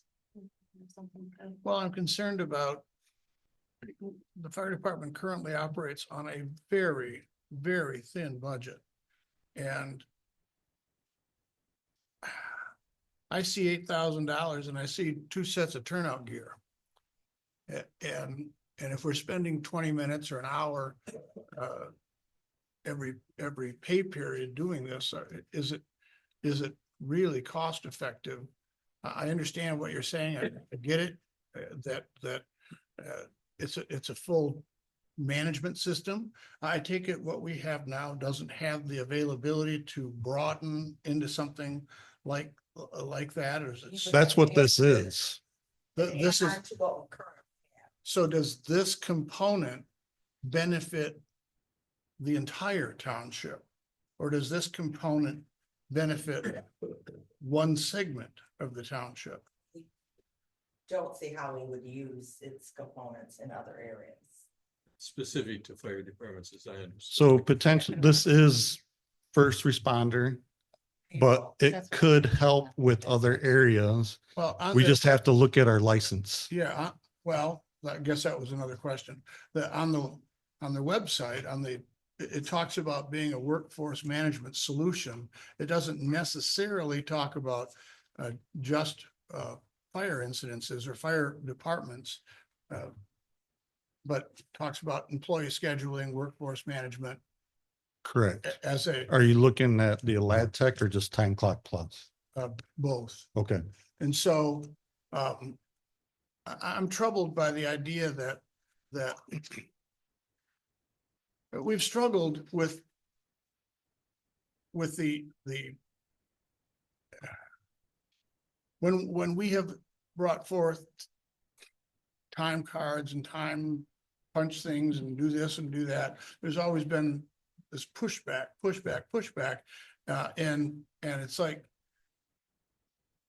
is this the magic pill? Well, you'd have is- to give me is- the history of what the pushback is from. Well, Is it it the just- pushback from the board or pushback from the fire From the department? fire department. There's Okay. been a reluctance that this won't work for us because because of these circumstances. And I've always had trouble understanding, I never understood why is this so difficult? And so this seems like it adds layers of difficulty to it. It does not. So you have to look at differences in scheduling too, right? Because the fire department does not work a regular 40-hour week. So we have to look at their schedule as, or where is it overlapping? How many hours of week are they getting? Up to what they're getting per month. So that's where it gets to the track of, based on their hours monthly, the 2,912 hours that they do per month, I think or is that per year? What is it? But it's per month that you're getting to watch to see where overtime hits. So this will help that process. Michelle, we had a problem with the overlapping and just complications with what we're doing currently. Their payroll is very complicated because it's based on a 28-day cycle, their overtime, so we have to keep track of what happened on the last pay period, what hours they got paid for. It goes through me, it goes through the chief, and it goes through me, and it goes through Haley. It's complicated. I don't even know how to explain it to you without pulling out all of our charts and sheets and stuff. And I get what you're saying that I know we operate on a small budget. This is something that will help us get to where we need to be at the cheapest cost. Right. Well, that was gonna be, The payroll's a small part of it. It's Yes. all the other functions that it will do. who's doing all these other functions? That we're We doing. will be, so the We- company comes in, they'll help us get our information submitted into the system. And then we will be running that along with whatever administrative pieces that we need. And like with the forms, there are some set forms that are standardized, but they can also create and Mhm. manipulate these forms to be what they need, to make changes on them. Yeah. So they work best for you. They're not just standard form. Correct. To me, that sounds like micromanagement of the truck check sheets and like things that we already have a process for. And then a whole bunch of money for, again, something that we already have a process for. We have this all in Excel. Like, I don't understand. Steve said it. If we go with this 20 count. So there's that initial $7,000 almost, and then we'd be paying $2,400 yearly for that. When we're already doing it on paper, or not even on paper, it's in the computer system. And So what we're doing is having it on a cell phone instead of just looking at it. in the computer system. that's not it at all. That's, It's more. like a- instead of having it in 15 different places, it's in one. Micromanagement. Yeah. I don't see how that would be micromanagement, trying to streamline a Right, process. I guess, It's not yeah, I just micromanagement. don't see it as like, this doesn't seem. Just to sort of continue, if there's one thing I've learned, not only in the township, but in my business years and virtually any other place that I've either been on a board or whatever, if there's one cost that you simply can't control is hardware and software costs. And so we saw it tonight on our budget adjustments. We had to add thousands of dollars because we missed it, like we miss it every single year. And it's not because we're bad at it. It's because all of a sudden Microsoft isn't going to support that anymore. They're not going to support this. And I think I heard you say this is sort of at the lower tier of whatever. It's the lower tier of what's being offered to the fire departments because it's through this already other system. Do If you- I go through First Due, we're looking at 3 times this amount. Okay, so maybe I misunderstood because I was concerned that, you know, a year and a half into it, they say, we're no longer supporting this program. Now you have to go to this one and it's only going to be $2,400 more. No, and that's the case with software. I get It's it. going to change. It is. And it there's is. going to be a cost to that. They said, I believe it was 2 to 3 years that this would be active like this. And then whatever they do, we're in it now. Yeah, we're stuck at that point. But we're in it to the benefit of it, right? Yeah. Because they didn't say that if we go ahead and change all of this, that we're gonna add on costs. Now, obviously, if there's a percentage that they would increase at some point, maybe that's what they get that from, but they were not gonna say that this is gonna triple in cost Yeah. because our software has changed completely. I completely appreciate the idea of having more time in the day to do things that are better suited than to put data into things and all that kind of stuff. I'm confident that there will be a big learning curve, and then it'll probably get easier. But I don't know how this saves the township or the fire department money. It saves you time, but it doesn't necessarily Which save saves you you money, money, right? Jake. So. I guess I'm not So you're not following. gonna be able to, you're not gonna get, this money is spent for time management purposes and not for equipment purposes. This so- helps us keep a better track of our inventory. Right, right. And so I'm just, again, I'm concerned about the very, very thin margin that we have in the fire department. And I want to make sure that this is a benefit and not just an added cost. Okay, I have a couple things to say. I think, first of all, it's a huge benefit for the fire department because I know when I started here, there was paper and pencil. So basically you can say that that's what we're doing right now. Through the years, we've purchased BSNA modules. That's basically the same thing. You're getting a module added on to the time clock system, which is helping you do your job. Track things better. You can look things up better. It's not all over the place.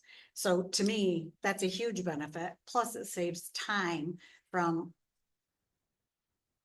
messing around doing other things, get it done quicker in one spot and have time to go do something else. Maybe look up for grants or do whatever you have to do. BSNA, when we purchased it back in 2017, right now, BSNA wants everybody to go to the cloud. And at some point in time, we're not going to have a choice because we're going to have to go to the cloud and not get what we currently have right now. That could totally happen to you, but we're in this spot. We've gotten over 8.5 years since I've been here of use of the BSNA modules. It's night and day compared to what I walked into here. I mean, even walking into the vault, there used to be notebooks on top of notebooks and paper on top of, it's night and day compared to that now. It's all electronically, it's all there. One clarification question I wanted is when you said we are going to use this, you weren't just, I'm assuming in my mind, you didn't mean just you and the clerk's office. You meant that the clerk's office, you as the chief and the department would use this. Yeah, Is the that entire correct? department. So would it's use the it, whole yeah. department, not just a few, you Correct. as the chief and the Mhm. clerk's office. Mhm. So I'm totally for this. Is it an app or something on everybody's phone? It will be, yes, And everybody has the capacity to put an app on their phone? yes. And what if they don't? If they don't, Yeah, what if they don't have a? The fire they all department's have it better because than we all having- have active 911. Oh, That's so part it's of not our. necessarily on a cell phone. It's on a. So I just got rid of my Apps are on your Dynastar cell a little bit phones. ago because it was running out of space. So I had to get a new phone. So if somebody's phone is running out of space, we're not buying somebody else's phone, right? No, it's Okay. on what they already have. Everybody has active 911, which is like a dispatching. And the, And that's all the where- paid on call. And all the paid on call have that. And so this is where that would link to? I'm confused. on You that. could, yes, there would be, so right now what they're using to punch in and out is their cell phone. Okay. It's that app. Now with an added bonus to it. Go ahead, Russ. Thanks. The only question I have is budgeting here. If this were approved, the $2,400 annually is an add-on cost. I assume the $1,500 annually for the time clock plus is a general fund expenditure. No, that's a fire department That's fine. expenditure out of contracted services. Okay. So everything So that now I've, you will go to $3,900 annually. out of your budget. Plus the 4,400 initial cost, for them to come in and help you. Do whatever you do, okay, can't change Excel forms to forms that are compatible with this. Which are probably based on. I have no idea what they're based on, but it'll make it easier. The thing that I've already done is taken the money, if it is approved, to be able to move out of one component into making sure that this would be covered. That's a component you don't need to have funded as much this year. No, What jail is that coming out of? communications. I'll make a motion, we approve the time clock plus. I don't know how you say, tech or something, Lad tech. as presented. I'll support it. Any other discussion? As presented, there's Oh, there's- $452 in taxes there. I've already contacted them. Okay. There's two proposals on here, so we. So it's the proposal for $6,825 that you're. Yep. Yeah. That would be awesome. And that only changed because there's a, from 26 to 20, Yes, so there would be 20 users, is that what that? Yes. We currently have 20 people that are tied in full-time and paid on call. This would also give Michelle and Haley access, Okay, and that's where a total of which it does now already. And that would give us 20. Does that include that includes the new? Yes. So, but Michelle and Haley already, this is the same company that we use currently. But we have to have access to this module. So, okay, too. so you gotta buy yourself into. this. Yes, Got it. yes, Of course. of course. That's why it's 20 licenses for it. And each license is a fee. If we were to add firefighters later, it would go up, yes. But right now, we don't have that many, and then we're about ready to look at one leaving. So like in a year, God forbid, let's say we lose firefighters, when it goes to renew, It would be lower. because we have done that with Time Clock Plus. I mean, that makes sense. We have lost employees and cut the number Yeah. of licenses Yeah, every year when it I renews. noticed there's asterisks. Past the hours and annual, but I can't find where it connects to. Do you know why they would have that there? I'm not sure what, On the invoice, on the billing terms, there's a service prepaid hours with an asterisk. Under item description, Yeah, yeah. probably just to make it stand out. Well, usually it means it's Something. connected to something. I'm not sure, I don't see it, oh, there it is. Well, there's, Altech Enterprise Subscription Annual is an asterisk, Altech Information. so that's because that's the annual fee. There isn't hours related to that. That's just the annual. That's not going to change in that time period. Unless we change it. Correct. If we add more subscriptions or licenses. Okay. No, go ahead. One Yes. more. So you're giving up communication out of the communication budget, you would pay for this. The 911 director typically comes annually and says, okay, it's time for you to get radios at half the price, because we pay half the price. Won't do that this year? There's still going to be $6,000 in it. So we can still be able to get some. We can still move around money depending on where we're at that time.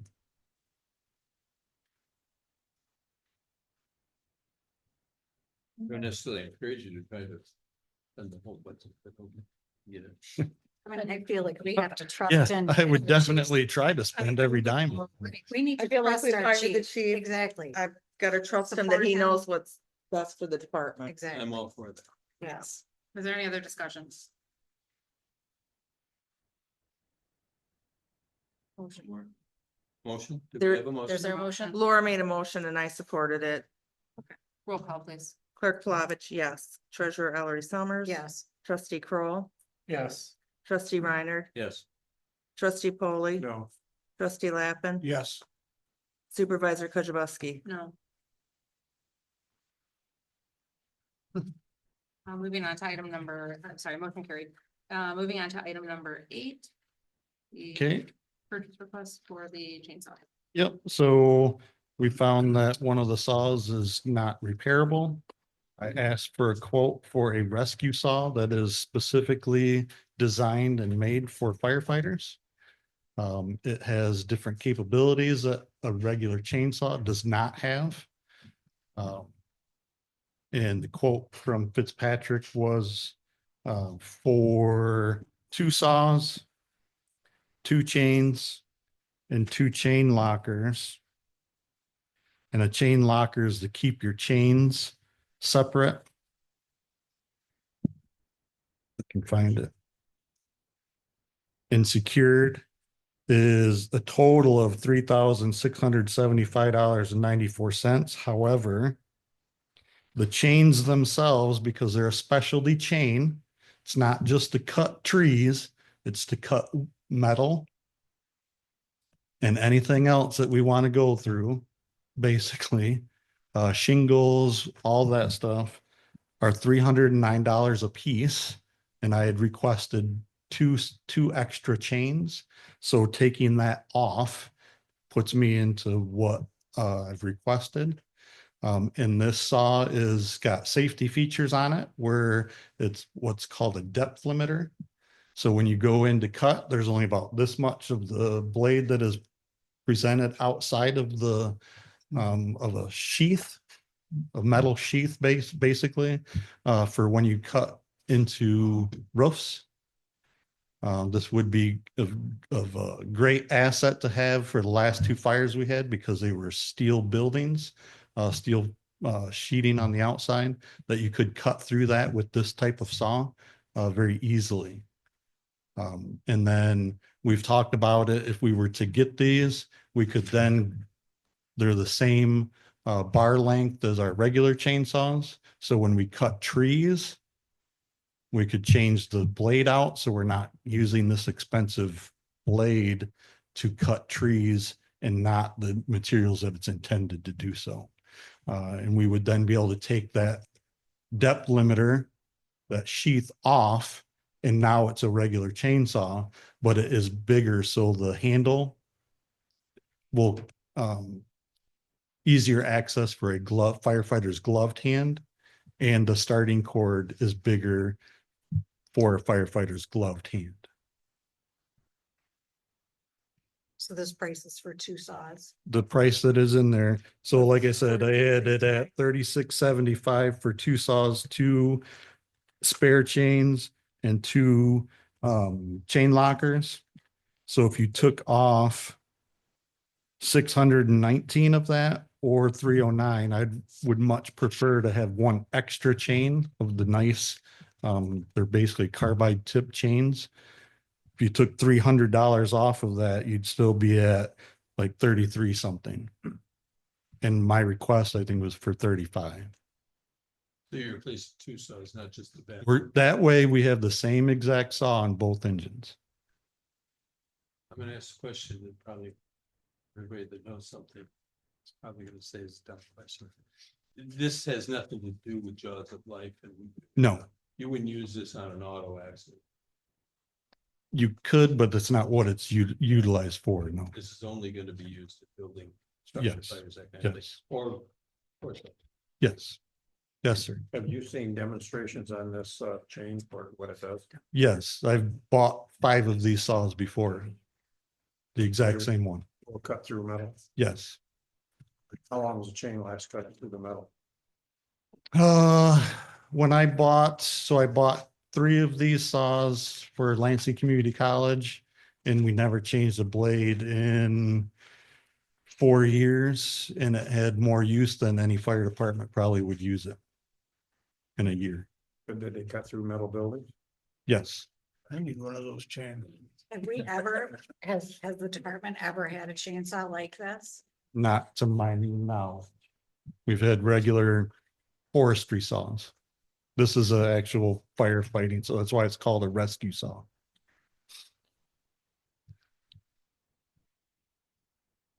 surprised that they wouldn't have a sort of a big wheel, you know, like you cut through concrete or metal or. There is, It just doesn't work well on wood, I presume. no, not on wood. For metal, it will, like for rebar. This saw will cut through rebar, but it would chew that chain up pretty well. Guess so. But if it's like a tin or a siding, metal siding, this thing will cut through it like butter. So do you have the one that I'm talking about?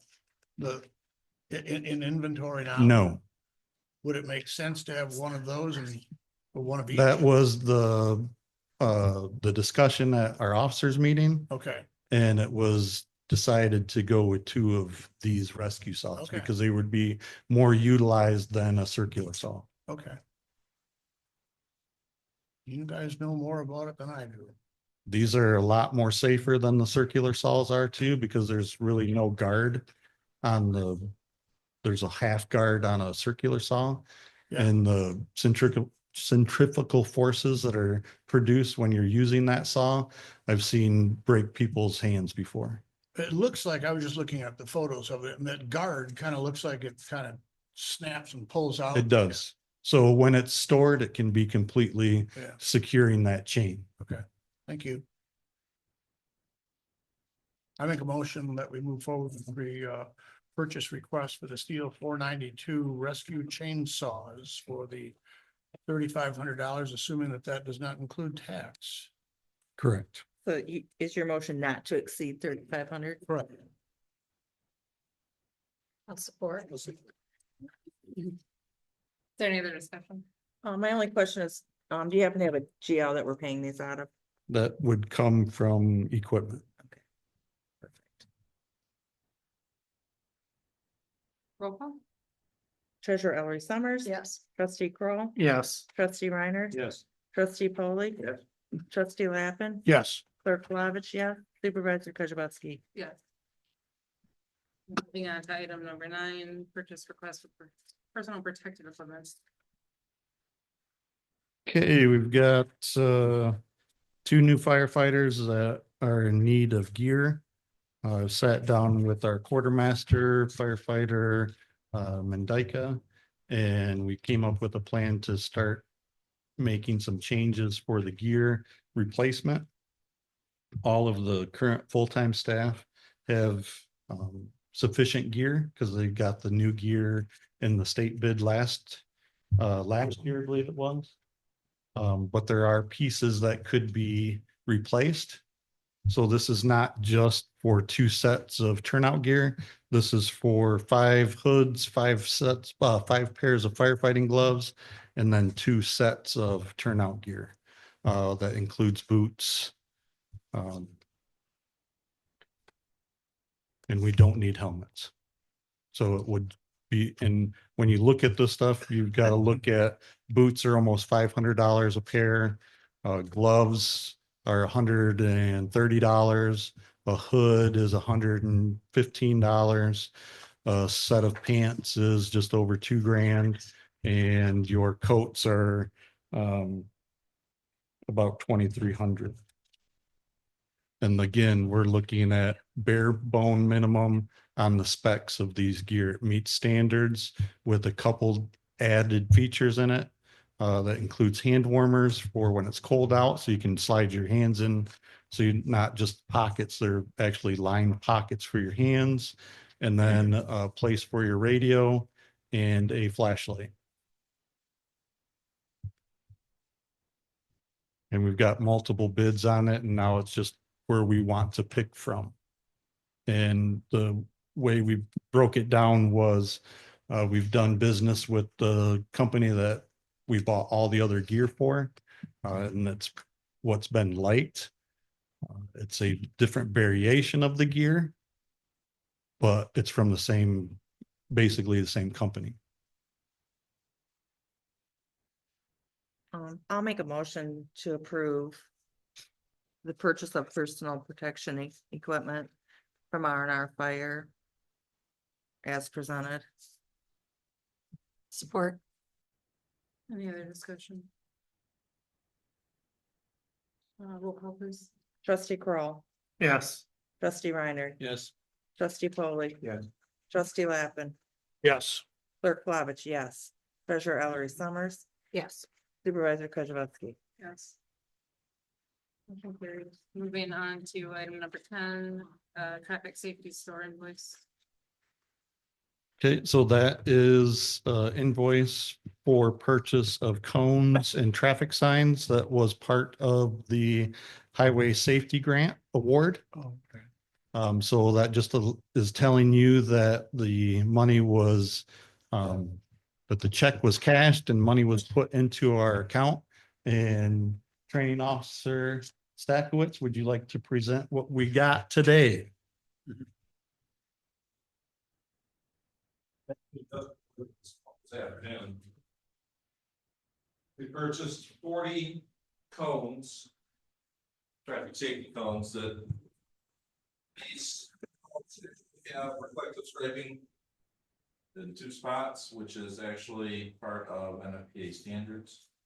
Our current cones did not have this feature. I was able to actually have them stenciled with our department initials on there. That way it seems we know whose cones they are.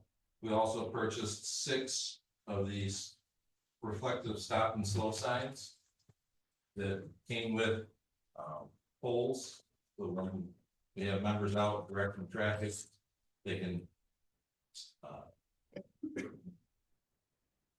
advise people to stop or that they can go. So 2 of these will go on each of the engines, and the other 4 or the other 2 will go on other vehicles in the department. And our current signs will be moved to possibly the tanker and or the brush truck or wherever else we need to put signs. Does the pole extend? Yes, it does actually. Extend. It's just like a broom handle. Still a little stiff. Do you want me to show you how to do it? Yeah, might have. Lefty loosey, righty tighty.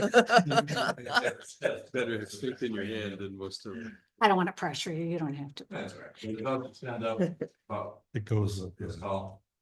Good. Which will add and give increased visibility to members when they're out directing traffic. According to your paperwork here, it says that the staff extends from 6 to 8 feet.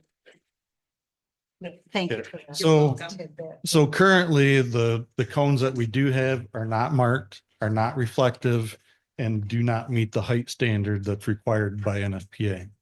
The signs that we have are smaller.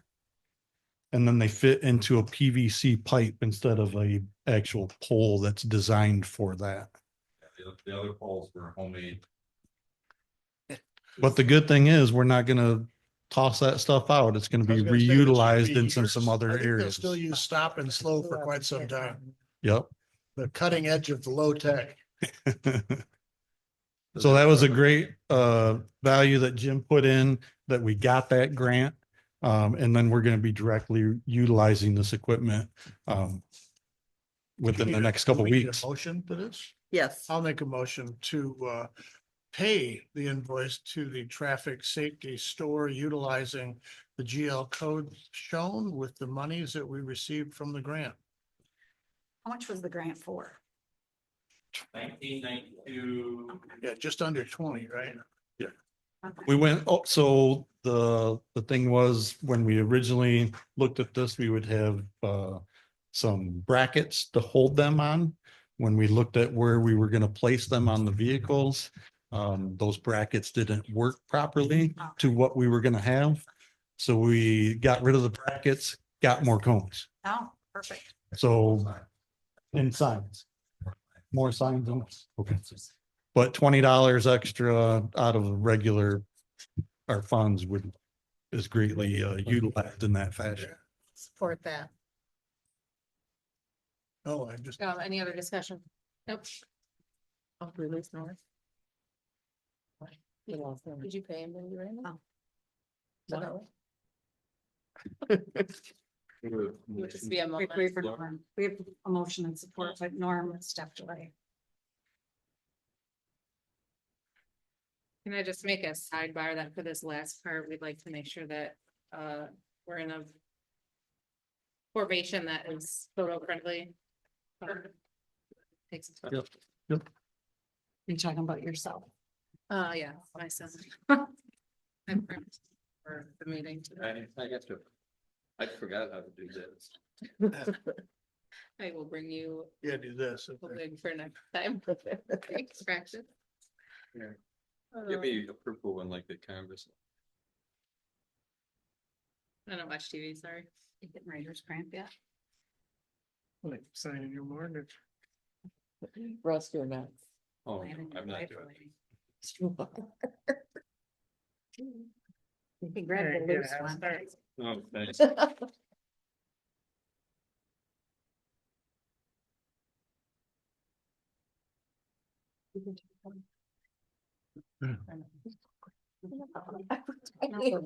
Think about it when the lawsuit comes, you're gonna be. No, I don't think it'll matter.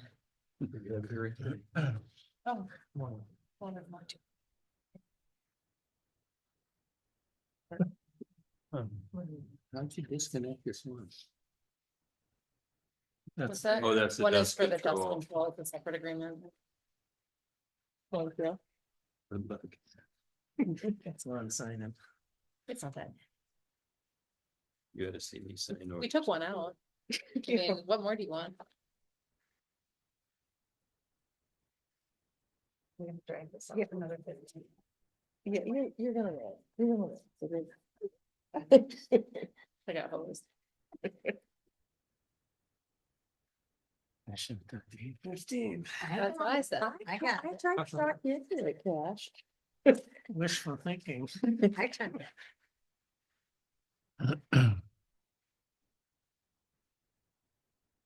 Norm, I don't know if you were here, so I'll just bring you up to date quickly. Steve made a motion to pay the invoice for traffic safety store as presented with the GL as it is shown with using the grant money. Is there any other discussion? Roll call. Trustee Reiner, Yes. trustee Polly. Yes. Trustee Lappin. Yes. Clerk Palovich, yes. Treasurer Ellery Summers. Yes. Trustee Kroll, Yes. Supervisor Kozibowski. Yes. No, it just. The last item on the agenda, number 11 here is the new firefighter oaths. Okay, so that was the hard part of what a fire chief has to do. Now we get to do the fun stuff that the fire chief gets to do. And that's welcome two new firefighters to our department. Yesterday, our recruit firefighters passed through their graduation, so they passed their practical state test on Saturday. We're still waiting the results of their written test that was done on Friday. However, I have full confidence in these two young gentlemen that they passed with flying colors. So with that, I would like to have some of the staff come up and help present. What basically we're going to be doing is giving them their badges. So if I could have Lieutenant Chris Stevens come up. Lieutenant Scott Watterson. And our training officer, Jim Stagwitz.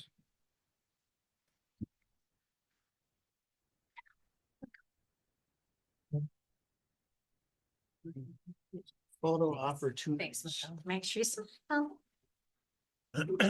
Now to do pinning of the badge. Firefighter Wyatt Smith, do you have some way that you would like to present your badge to you?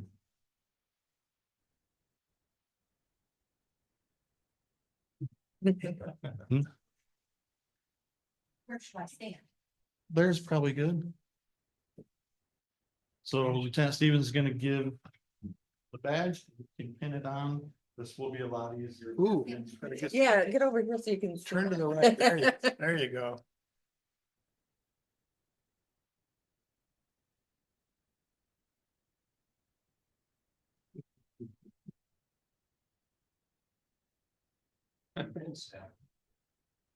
Very nice.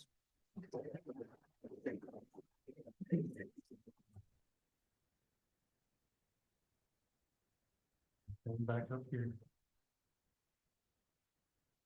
And now firefighter Gavin Plume.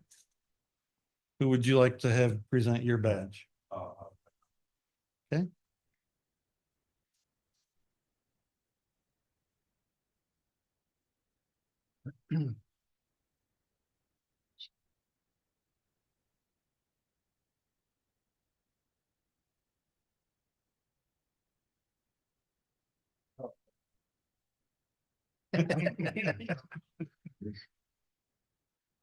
Kind of cookies.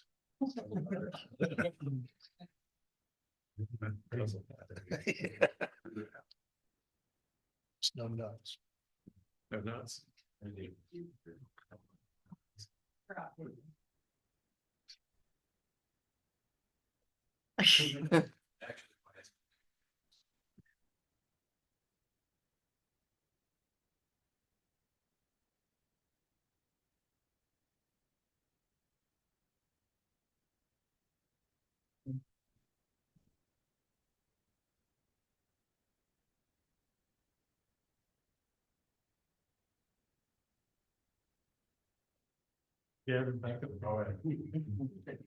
So I know they did the firefighter oath yesterday at or Sunday at the college graduation. But this is now giving your oath to this department and the township. So I want you to signify when I'm finished with I will, okay? So Wyatt Smith and Gavin Plume, do you affirm to the best of your ability to faithfully support and uphold the mission of the Charter Township of Alpena Fire Department? That you will fully commit to help protect your fellow firefighters with the same enthusiasm, civility, and professionalism that we employ in protecting the citizens of the Charter Township of Alpena? Do you agree to be fully accountable, morally and ethically, to your fellow firefighters, and willing to hold others equally responsible to a standard of production and behavior that is acceptable? Will you be diligent in your commitments, keeping your word and following through on all pledges and promises? Will you guard against complacency in your skills and conduct in pursuit of continued improvement? Will you pledge to honor those who came before you and pave the path for those who follow you? So help you signify with I will.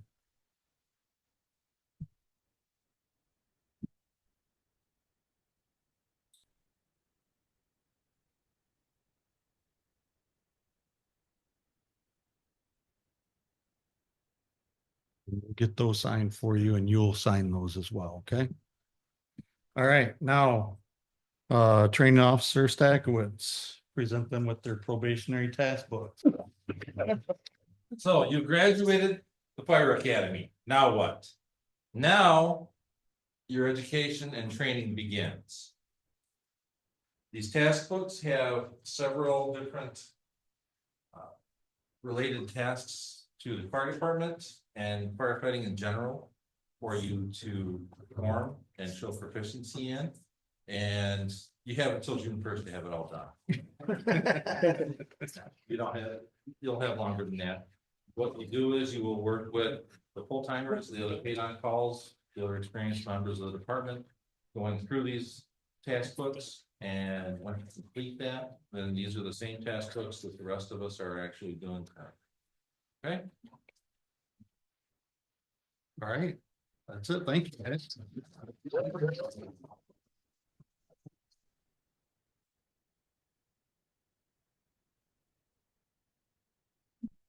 Two firemen offer so we can place the board to shake their hand. Yeah, we want to shake your hand too. Or hug. Can't. You wanna walk around? Oh, Russ.